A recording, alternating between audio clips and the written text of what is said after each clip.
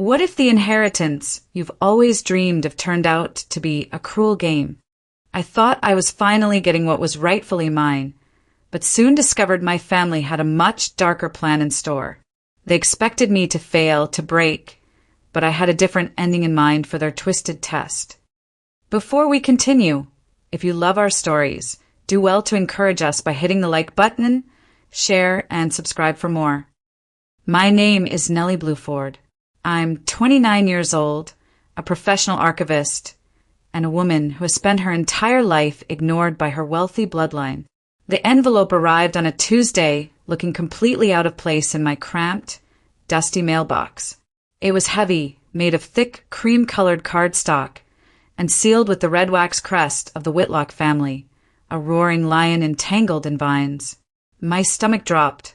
The Whitlocks had cut my mother off the day she married a mechanic 30 years ago, before I was even born. Growing up, we were the poor relations, the ones whispered about but never invited to the gala dinners. To see their emblem in my hands felt like holding a live grenade. The letter was brief but staggering. It spoke of restitution and promised me a seat at the table of the Whitlock Foundation. It wasn't just money, it was a life-changing legacy. The invitation demanded a month-long stay at the estate to finalize the transition. I looked around my tiny apartment with its peeling wallpaper and leaking faucet. I didn't trust them, not for a second. But desperation has a way of silencing your instincts. I packed my bag, wondering if I was walking into a new life or a trap. The Whitlock estate was even more imposing than the pictures I had seen in magazines. Iron gates towered over me, opening with a slow, mechanical groan that echoed through the silent grounds.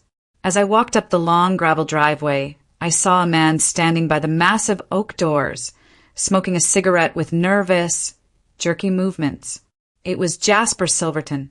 I hadn't seen my cousin in a decade, not since the funeral of our mutual aunt, the only time we were allowed near the family.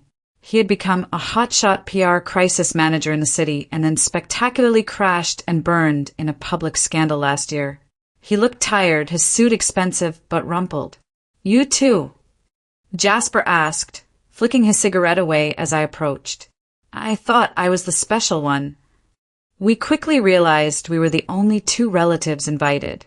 None of the golden children, the ones who actually grew up in the mansion, were here. Just the two black sheep. Before we could theorize why, the double doors swung open. Rosaline Whitlock, my grandmother, stood there. She was tiny, draped in silk, with silver hair coiffed to perfection. In all the stories, she was described as cold as ice. But today, she threw her arms open wide. "My darlings!" she exclaimed, pulling us into a perfume-heavy embrace. Finally home. The warmth was terrifying. It felt like a performance, but I couldn't figure out who the audience was supposed to be. The veneer of a family reunion lasted exactly 1 hour. We were ushered into the library, a room that smelled of old leather and money. Standing by the fireplace was a man who looked like he was carved out of granite. He introduced himself as Dorian Kane, the family's legal counsel. He didn't smile. He placed 2 thick binders on the desk. "The inheritance is not a gift," Dorian said, his voice smooth and deep. "It is a responsibility. To ensure you are capable of upholding the Whitlock name, you must complete an integrity residency." He explained the terms, and they were suffocating. For 30 days, we were not allowed to leave the estate grounds. We had to hand over our smartphones, laptops, and any connection to the outside world. We would be given access only to the estate's internal intranet for research purposes. It sounded like prison, but then Dorian mentioned the figure attached to the foundation's assets, figures that would solve every problem Jasper and I ever had. "This is a boot camp for your character," Rosaline added from her armchair, sipping tea. "Prove you can handle the pressure." I looked at Jasper. He looked desperate enough to agree. I handed over my phone. Jasper hesitated, handing over his sleek iPhone. But as he did, I saw him subtly tap his ankle. It was a deliberate, guarded movement. I remembered from the news that during his scandal, he was paranoid about surveillance. Was he holding something back? I caught his eye, and he gave a microscopic wink. I said nothing. The heavy library doors clicked shut behind us. The residency began the next morning at 6 a.m. sharp. I expected lessons on finance, asset management, or maybe philanthropy strategies. Instead, it felt like psychological conditioning.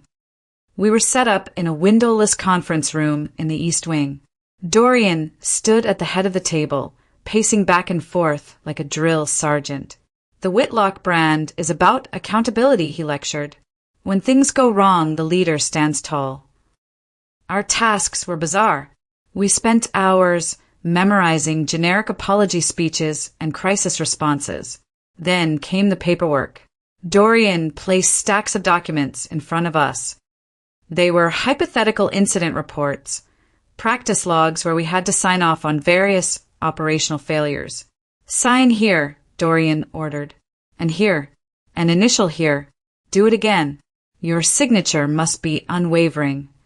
My hand cramped as I signed my name over and over again on logs detailing industrial accidents, chemical spills, and safety violations. Why are we practicing admitting to disasters? I asked during a break. Dorian didn't blink. Because a Whitlock must be ready for the worst-case scenario.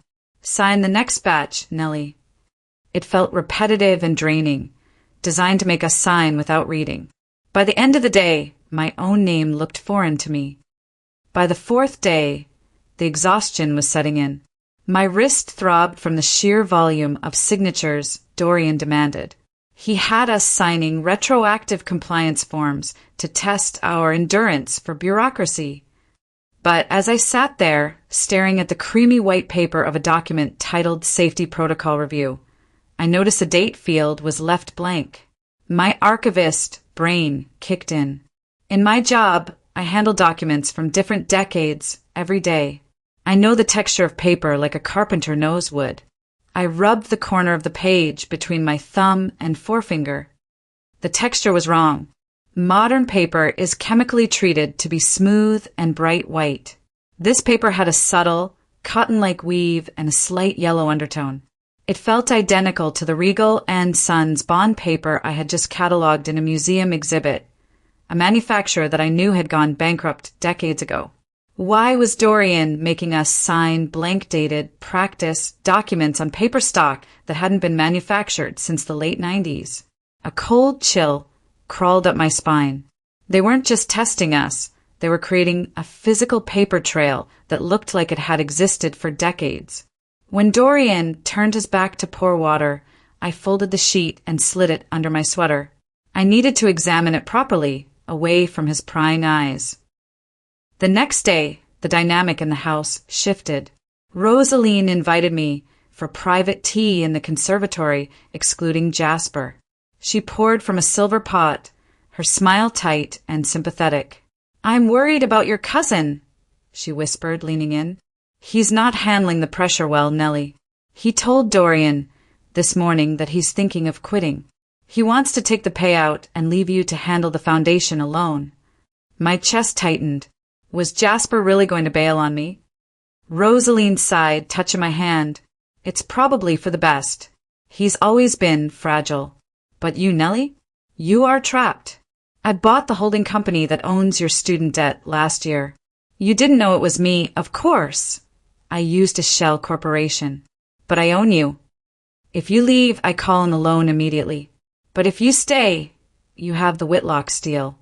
She made it sound like a compliment, but it was a threat. When I saw Jasper later in the hallway, he wouldn't look me in the eye. I realized later that she had likely told him the exact same thing about me, that I was planning to push him out. It was a classic divide-and-conquer tactic. She was trying to isolate us, making us suspicious of our only ally so we would be desperate to please her. But she didn't know I still had that piece of vintage paper hidden in my pocket. That night, I waited until the house was silent. The grandfather clock in the hall struck 2 as I crept out of my room. I headed for the unrenovated West Wing, where the old library was located. The door was locked with an antiquated warded mechanism, something I'd learned to pick during my time restoring antique desks at the museum. With a tension wrench made from a paper clip, the lock clicked open. The room was freezing and smelled of dust. I used a small penlight to scan the shelves. I wasn't looking for books. I was looking for the source of the paper. In the back corner, I found a cabinet labeled Supply Logs, 1990 to 2000. My heart raced. I pulled out a box labeled Project Mercury. Inside, most of the files were shredded, but a few memos remained. I pulled out a sheet. It was identical. The same heavy cotton weave, the same yellow undertone, the same watermark. I checked the dates. This paper stock was purchased in bulk in 1998 for a special disposal project. The paper Dorian was making us sign today was leftover stock from the exact era the family committed a massive environmental crime. The pieces were starting to fit, and the picture was ugly. I barely made it back to my room before the door burst open. It was 3 a.m. Dorian stood there, fully dressed, banging a metal ladle against a pot. "Crisis drill. Move, move, move," he shouted. Disoriented and terrified, Jasper and I stumbled into the hallway. Dorian shoved sheets of paper into our hands. "The press is outside. A leak has been reported at the processing plant. Read the statement. Convince them we are handling it." My eyes blurred as I tried to focus on the text.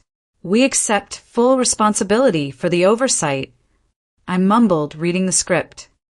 "Louder!" Dorian screamed, filming us with a camcorder. "Sell it. Look remorseful." Next to me, Jasper froze. He wasn't reading. He was staring at the script with a look of absolute horror. Jasper read it. Dorian commanded. Jasper looked up, his face pale. "This isn't a drill script," he whispered. "This is specific. The chemical names, the location coordinates. This isn't a hypothetical scenario. This is a confession to a Class A felony."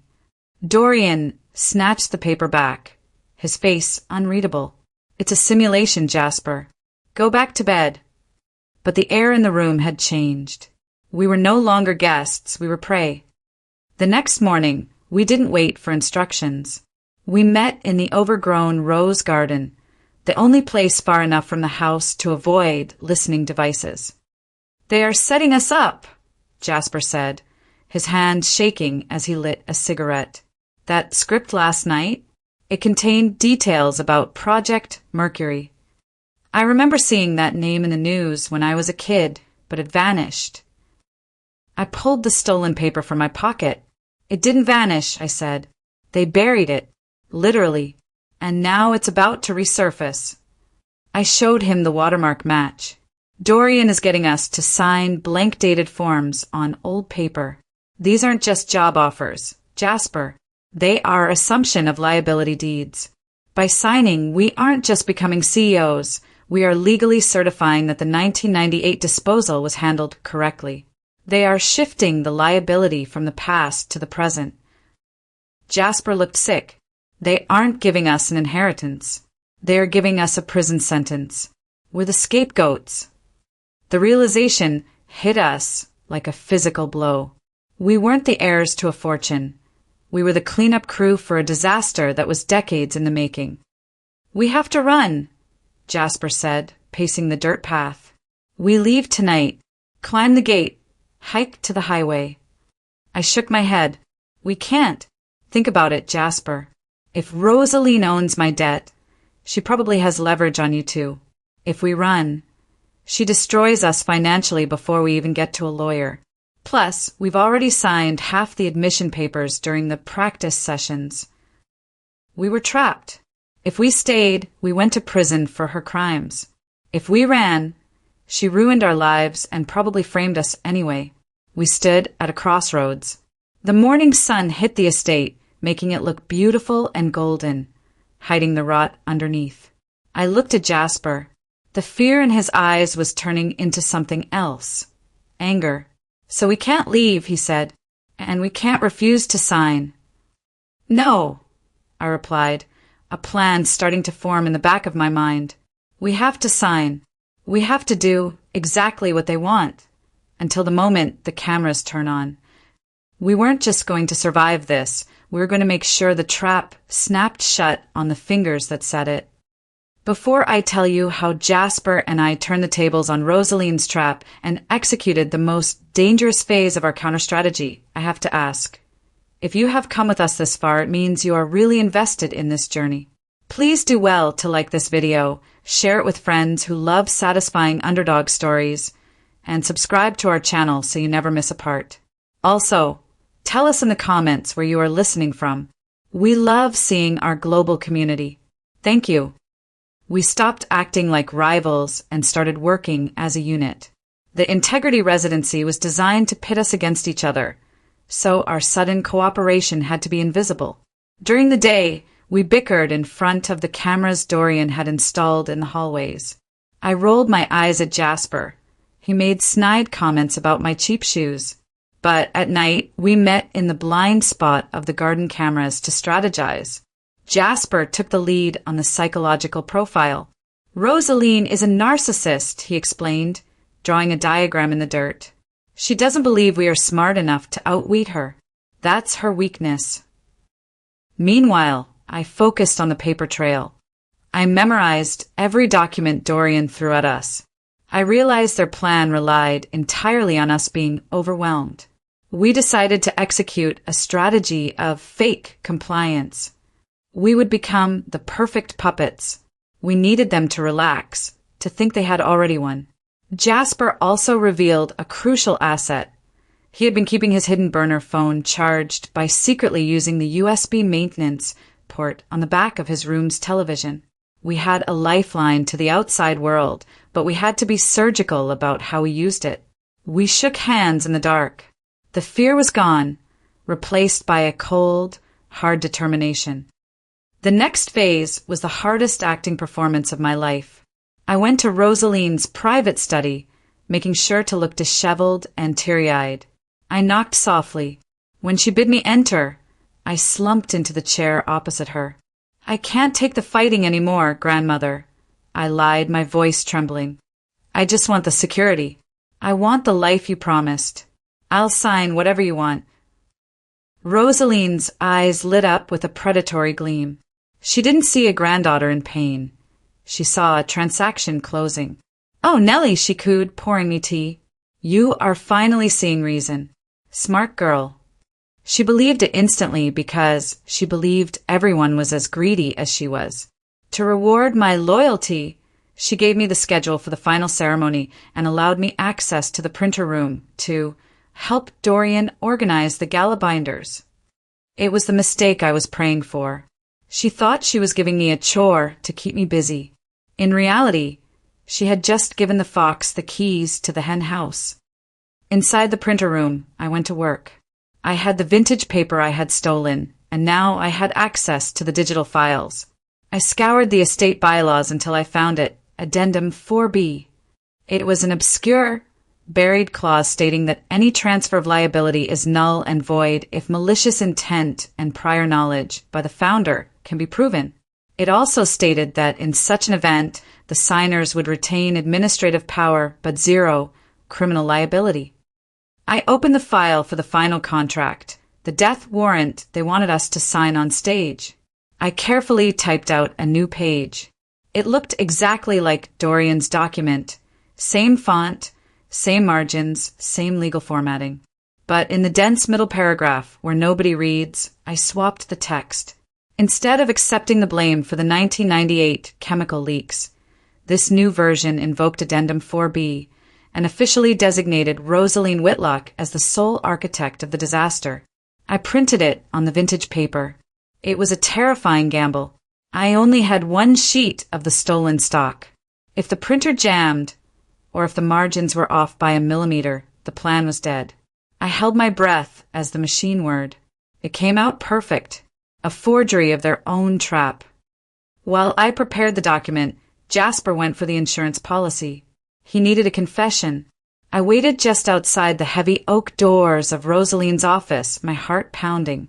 I heard Jasper shouting, his voice shrill and panicked, playing the part of the weak cousin perfectly.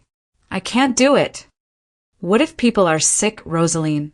What if the chemicals hurt someone? I heard the distinct sound of a slap, flesh hitting flesh, followed by Rosaline's hiss. Pull yourself together, boy. Of course people are sick.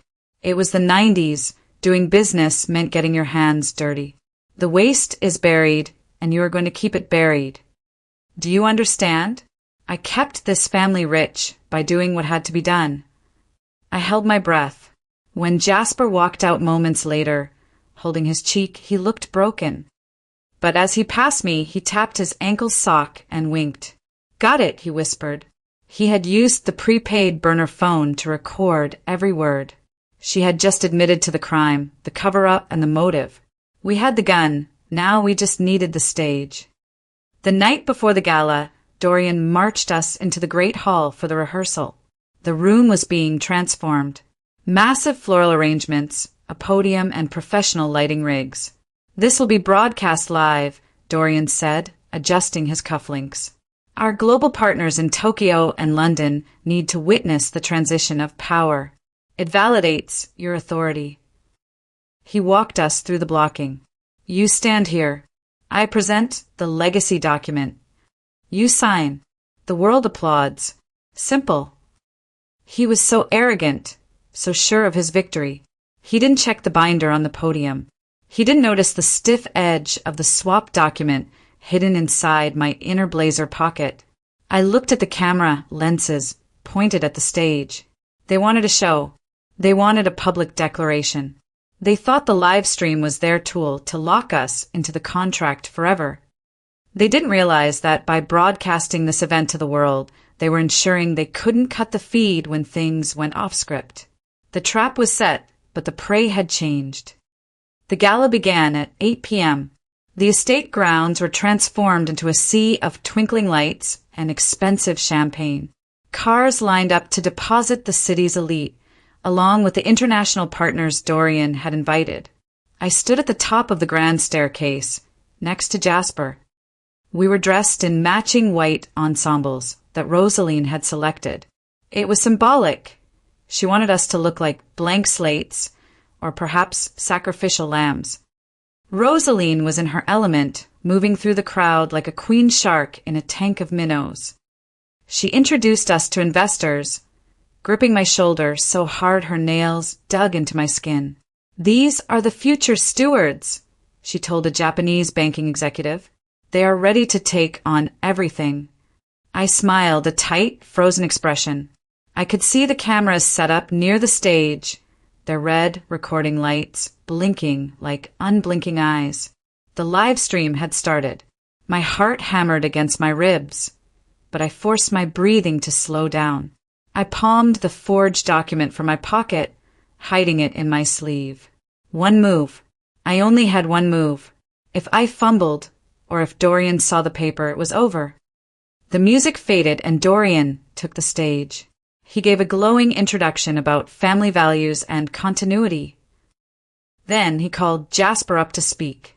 This was the moment Rosaline expected Jasper to be meek and grateful. Instead, Jasper approached the microphone with a strange, calm energy. He looked directly at Rosaline, who was seated in the front row. My grandmother, Rosaline, has always been a woman of history, Jasper began, his voice amplified across the silent lawn. She remembers everything. Every deal, every handshake, every decision made in the late 90s. Rosaline nodded regally, thinking it was a compliment. Jasper continued, She taught us that you cannot hide from the past. You must own it. Specifically, the decisions made in October 1998 regarding the disposal protocols. The crowd clapped politely, missing the subtext entirely. But Rosaline stopped smiling. Her eyes narrowed. She knew that date. She knew that specific protocol. Jasper was baiting her, locking her into the timeline publicly. He was ensuring that when the evidence dropped, no one could claim she was senile or unaware. He stepped back, gesturing for me. And now my cousin Nellie will sign the acceptance. I walked to the podium. The lights were blinding. Dorian stood next to me, holding the heavy leather binder open. "Sign here," he whispered, pointing to the line on the bottom of the page. It was the death warrant, the document that would frame me for the chemical dumping. The camera zoomed in on my hands. I needed a distraction. Suddenly, a deafening screech of feedback pierced the air. Jasper had stumbled over a heavy XLR cable, dragging a microphone stand down with a metallic crash. "Oh, my apologies," Jasper cried out, fumbling on the floor. Dorian, annoyed and startled, turned his head sharply toward the commotion. In that split second of chaos, I moved. I didn't even have to reach into a pocket. I simply let the palmed document slide from my sleeve.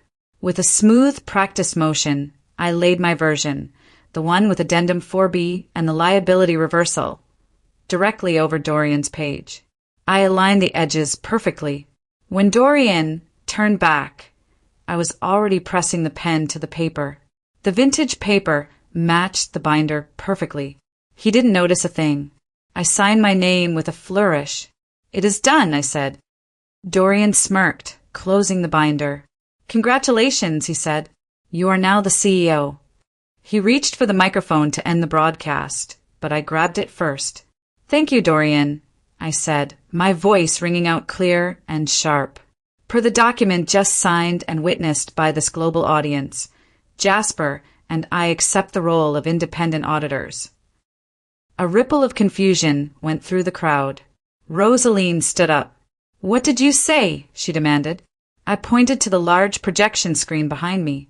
Jasper pulled his burner phone. During the rehearsal, he had connected to the open guest Wi-Fi and noted the screen's casting pin. He typed it in now and hit cast. The screen, which displayed the Whitlock logo, suddenly flickered and changed. It displayed the scanned memo from 1998, the chemical dumping orders, and the video of Rosaline confessing to the crime that Jasper had recorded. "The document I just signed invokes Addendum 4B, I announced.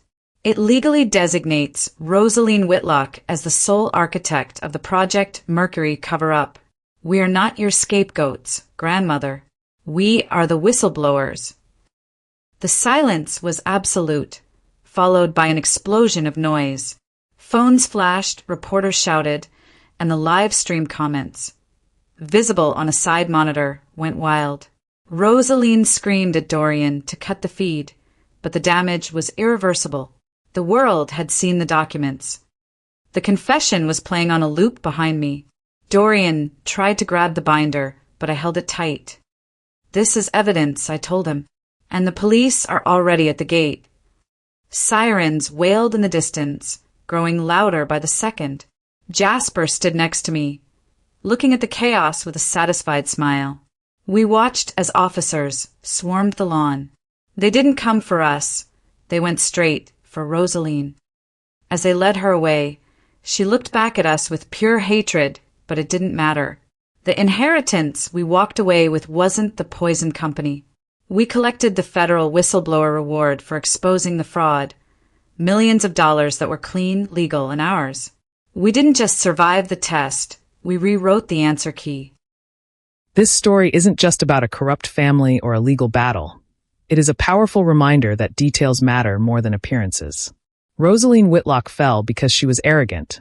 She assumed that because Nellie and Jasper were outsiders, they were also unintelligent. She relied on fear, while Nellie relied on observation. The lesson: never underestimate the person who is quiet and observant. The loudest person in the room is often the most vulnerable, while the one paying attention to the fine print holds the real power. In a world full of noise and manipulation, your sharpest weapon is your attention to detail. Read the fine print, trust your instincts, and remember, when someone tries to set a trap for you, you always have the choice to build a new door and walk right through it. Thank you so much for following Nellie and Jasper's journey from the scapegoat, outsiders to the masterminds who brought down a corrupt empire. It was a suspenseful ride of strategy and justice, and we hope you felt every moment of their victory. If you enjoyed this story and love hearing about underdogs who outsmart the powerful, please smash that like button, subscribe to the channel, and turn on notifications so you never miss a new episode. Tell us in the comments. Do you think Nellie and Jasper were right to expose their own grandmother publicly? Or should they have handled it privately? Type Team Justice if you think they did the right thing by telling the world. See you in the next story.